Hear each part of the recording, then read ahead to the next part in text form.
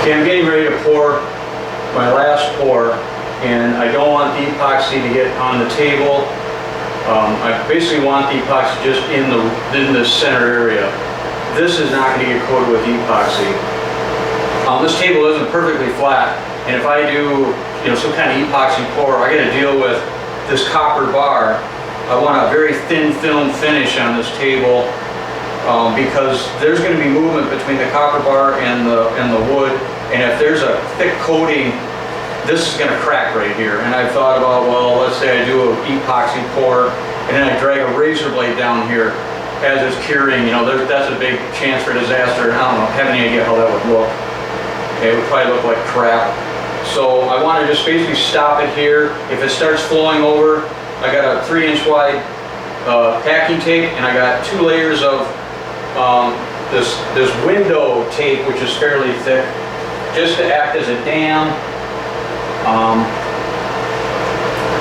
And I got it in the corners here too, which right now I'm going to just pour this and take my time. So it's very, very slow epoxy. Here goes.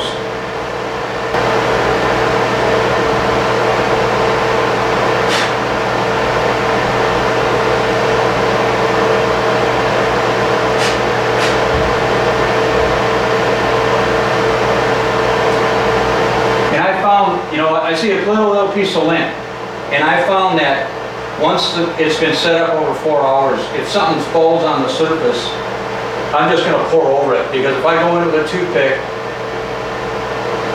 I'm going to mar the surface, and then there's a possibility that that's going to be worse to look at.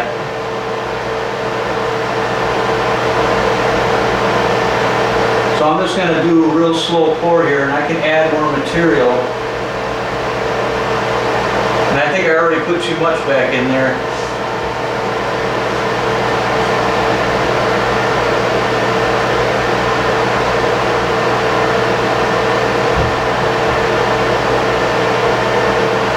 I think I got the table fairly level, but I mean, even being off a 32nd of an inch or a 16th of an inch from one end to the other, I'm going to have material flowing with this long of a working open time. It's going to just keep moving and moving, and I'm going to be doing a lot of wiping as it goes over whatever edge happens to be low.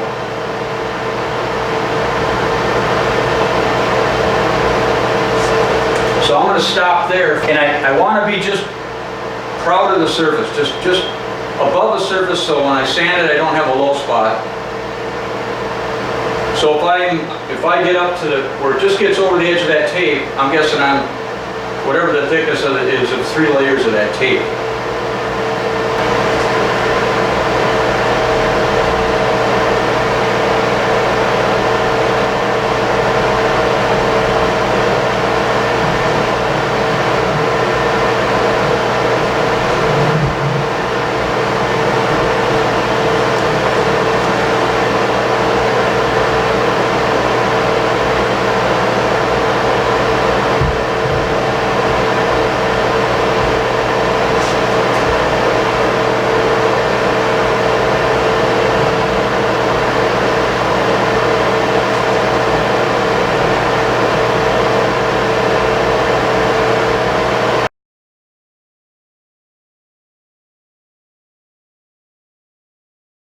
Had mixed up 3 batches.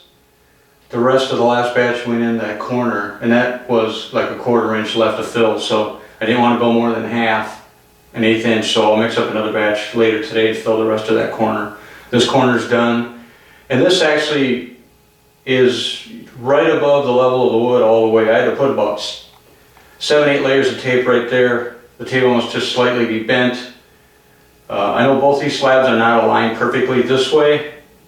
I mean, I'm actually amazed it's this level, to be honest with you. I kind of thought it would all be running over one way. I do have some shims under the tires of my bench, so I can just bang on one, really just a couple taps on it, and then I can raise one corner, just, a 64th of an inch. And I've had to do that a couple times to adjust this as I'm filling it. So if you're going to do a table like this, that's kind of a good idea to have some, wood shims ready and a hammer, and you could pound them underneath your legs of your bench, you know, to raise up one corner of your bench or something like that. Because once you're pouring, I mean, you're stuck. You got to keep going.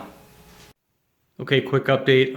It's been about 3.5 hours. This stuff has about 120-minute pot life, and the only issue I had, I was gone for about an hour. I came back and I had a couple more layers of tape as a dam, and you can see where it's kind of coming over, but it had flowed over all this tape into this area right here.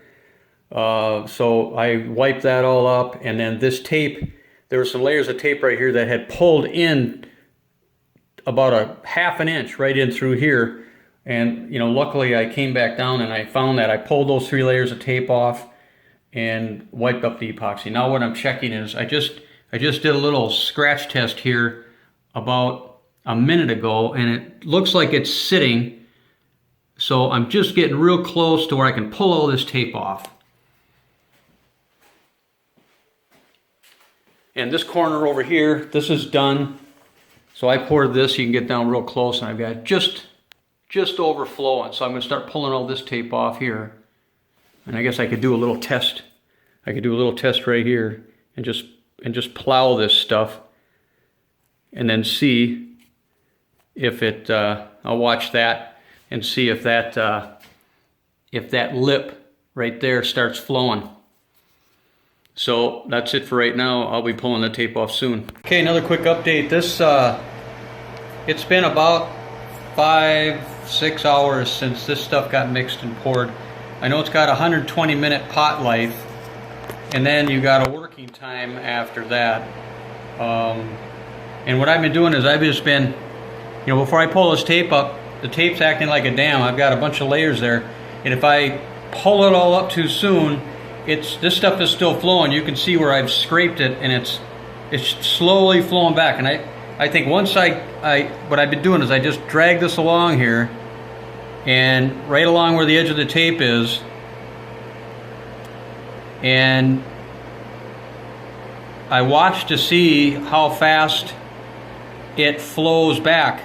I don't want to I want to just plow it over like plowing snow, because I don't want to keep removing epoxy, because it's going to take more epoxy from the center, and I want to make sure I have enough material in the center so it's above the wood when I sand it down, and it can be flush with the wood. I want the last coat to be 3/16 inch thick so I can sand it down, and you know, I'm going to probably take away a little bit of the wood too, and I don't want to sand through the last coat.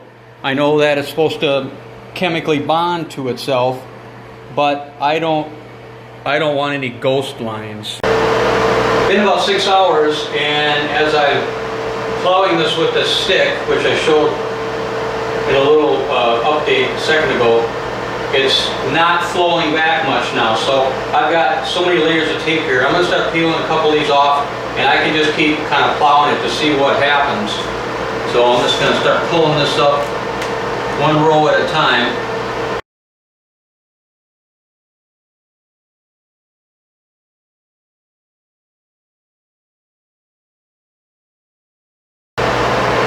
Okay, so it stopped flowing. It is not flowing this way anymore.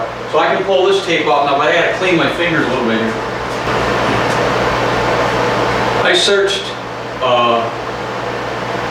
anything on YouTube on anybody doing a river table, and all I found were these 3-4 minute videos at really high speed, and it doesn't really show a lot of the steps.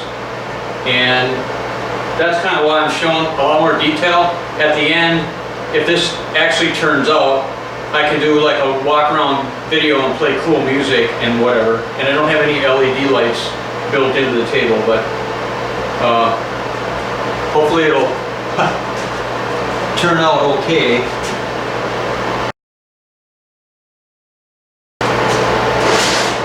So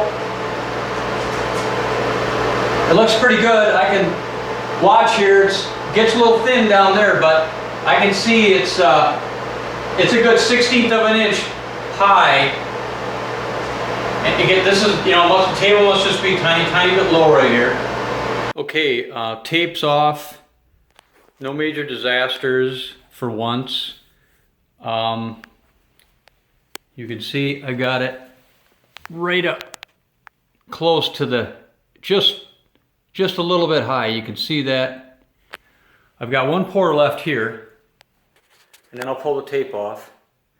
That I hadn't been adding as much material as in the other spots. This corner down here is nice and crystal clear, no bubbles, and it's you can see there's like a wall of resin. It's not totally crystal clear, but it's semi-transparent, and it's really tough to pick up. I guess if I had a flashlight and I shined it through, it's kind of actually a cool effect with all the bubbles along that line. Anyway, so the next time if I were to do this, I might do a test first where I would take a hot glue gun. I've seen guys use them and you can pull that stuff back up. And for a dam, I would just run along with a hot glue gun and put a bead along there, and then maybe another bead on top of it, and then leave it at that, and then do the epoxy. But you really don't know how it's all gonna, where it's gonna go and what's the high spot and the low spot. And I got this table clamped down. It does have a low spot in the middle, and I clamped it down to the table, to my bench. I've got 2x4s underneath there, pulling this down, and my base is under a sheet over there. That will keep it down, I'm hoping, flat. But I want to make sure this epoxy is all good and cleared, because it's probably off 3/16 to 1/4 inch from one end to the other. There's a dip in the center. So it's wood. It's not perfect, but I kind of really like the effect of that copper. It's really going to stand out when this walnut has an oil finish on it. Now my big decision is finishing this top, getting a UV protective layer on top of there. And I'll be honest with you, people don't like these bar top pours because they look really thick, etc. But when this had spilled over the tape in this area here, and man, I'll tell you what, I wiped it up, but it sure looked nice. I would rather have an oil finish first, make sure it's dry, and then put a bar top pour. But again, this is my big issue. I don't really know how to handle this. I want to finish here, but I can't have the finish go over the top of this bar, because this is going to move. And if I have a solid finish here, I'm going to get a crack. I guaranteed that's going to crack. So I'm thinking like a wipe on Watco oil and sand it in. After this is all sanded flush, and I back to my wood, and then do the Watco oil, a couple, 2-3 layers of that, and I sand it into finer grits. That's what I did on the base. And then like a wipe on Waterlocks, except I'm not sure how that's going to go over the epoxy. Maybe I'll use a clear water-based urethane. I'm not sure yet. So that's a whole nother potential disaster I'm sure I'll have with finishing, as usual in my experience, finishing tables. But the thinner the finish, the less chance I'm going to screw it up. And so that's kind of where I'm leaning. Wipe on finish, like what I call padding on a finish. I've been doing that a lot lately. It puts on super thin coats, and you don't have to worry about sanding or dust. As soon as I try to apply anything thick and it sits there, a bug will land in it, or as I'm applying it, I don't pay attention. That's why I got so many lights in this finishing room now, so I can see what I'm doing, because in the past I've used paint pads and I put on a reduced Armasil clear gloss, and it looks really great. And then I didn't do it one extra little time, so I have like a little ripple, and it didn't flow out. And now you got to wait 7 days before you can even touch it to get it, so it's really hard, so you can actually sand it. Anyway, so I guess I'll wait until I get this sanded down and then shoot another quick video.